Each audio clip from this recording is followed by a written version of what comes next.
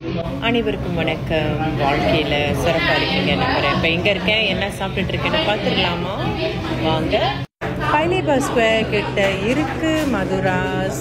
இந்த பஃபலோ லேனில் இருக்கிற pure veg Madras தான். ஆனால் இது வந்து நான் வெஜ்.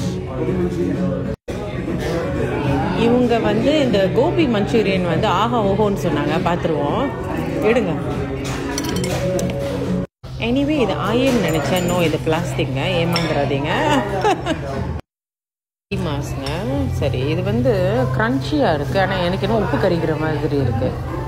இது பொடி மாஸ், இது உப்பு கறிக்காமல் இருந்தால் சார். இந்த எக் பொடி மாஸ், முட்டை பொடி மாஸில் அவங்க இறால் ப்ரான்ஸ் இட்டுருக்காங்க. இதுதான் அந்த மதுரா.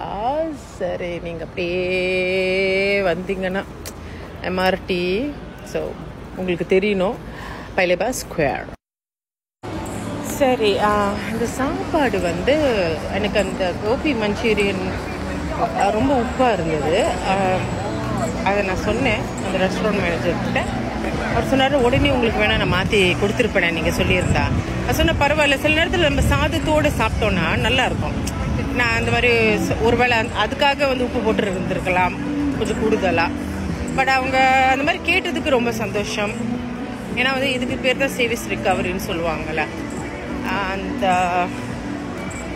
இறால் பொடி மாஸ் நல்லா இருந்துச்சு, சைனீஸ் ஸ்டைலில் இருந்துச்சு. மொத்தத்தில் மதுராஸ் மற்ற மீலும் நல்லா இருக்கும்னு நம்புகிறேன்.